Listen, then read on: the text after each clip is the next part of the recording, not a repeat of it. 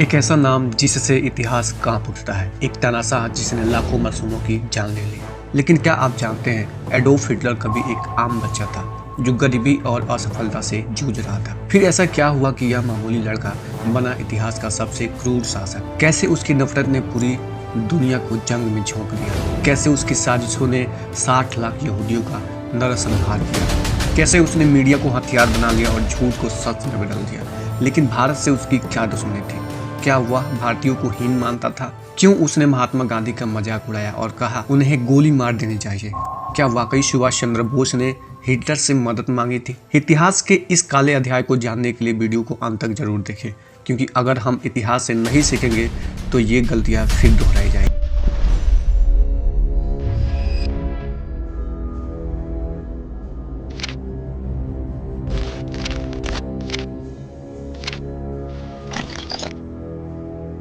नमस्कार, मैं हूं प्रद्युमन यादव। 20 अप्रैल 1889 ऑस्ट्रिया का एक छोटा सा कस्बा ब्रुनाउ एमिन। एक बच्चे का जन्म होता है एडोल्फ हिटलर। लेकिन यह बचपन आसान नहीं था। उसके पिता एलोइस हिटलर एक गुस्सैले आदमी थे। पिता चाहते थे कि हिटलर सरकारी अफसर बने, लेकिन हिटलर को पेंटिंग का जुनून था। जब 13 साल की उम्र में पिता की मौत हुई तो लगा कि अब राहत मिलेगी, लेकिन असली मुसीबत तो अब शुरू हुई थी। 1907 में उसकी मां क्लारा की कैंसर से मौत हो गई। अब वह पूरी तरह अकेला था, बेरोजगार और गरीबी से जूझ रहा था। 1914 में पहला विश्व युद्ध शुरू हुआ और हिटलर को मिला एक नया मकसद, युद्ध। वह जर्मन सेना में शामिल हुआ और डिस्पैच रनर बना, यानी कि मैसेंजर। युद्ध में उसने बहादुरी दिखाई, लेकिन वह सिर्फ एक मामूली सिपाही बना रहा। उसे कभी वह बड़ा रैंक नहीं मिला जिसकी उसे चाहत थी। 1918 में वह एक गैस अटैक का शिकार हुआ।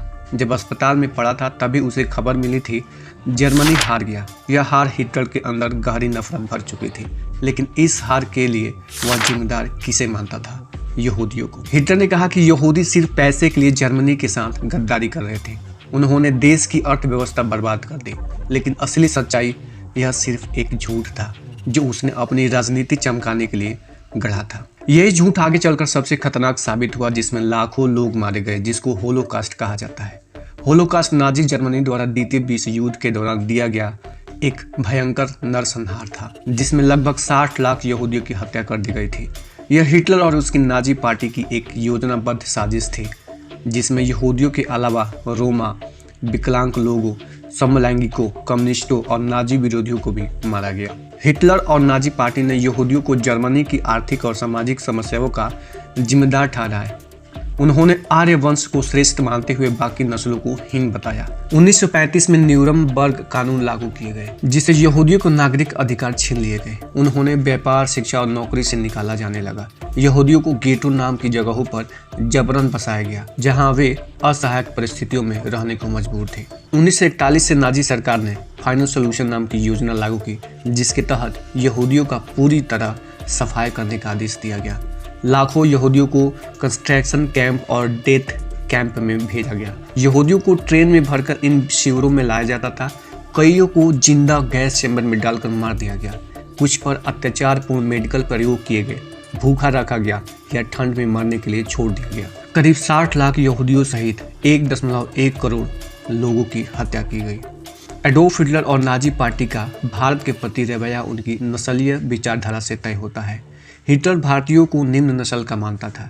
उसकी किताब मेन कैंप में उसने लिखा कि भारत जैसे देशों को ब्रिटिश शासन के अधीन रहना चाहिए, क्योंकि वह इसे श्रेष्ठ नस्ल का शासन मानता था। हिटलर को लगता था कि भारतीय स्वतंत्र के काबिल नहीं है। उसने महात्मा गांधी और उनके अहिंसक आंदोलन का भी मजाक उड़ाया। 1937 में उसने एक ब्रिटिश राजनेता से कहा था कि गांधी को गोली मार देनी चाहिए। वह ब्रिटिश शासन को भारत के लिए उचित मानता था। क्या आपको पता है हिटलर से मदद मांगी गई थी अंग्रेजों से आज़ादी पाने के लिए? सुभाष चंद्र बोस ने 1941 में नाजी जर्मनी से संपर्क किया था। वह हिटलर से मिले और भारत की स्वतंत्रता के लिए मदद मांगी, लेकिन हिटलर ने 1942 तक उनसे मुलाकात भी नहीं की और कोई ठोस सहायता नहीं दी। उसने बोस को जापान की ओर भेज दिया। बोस ने जर्मनी में फ्री इंडिया लेजन बनाया, पर वह ज़्यादा प्रभावी नहीं रहा।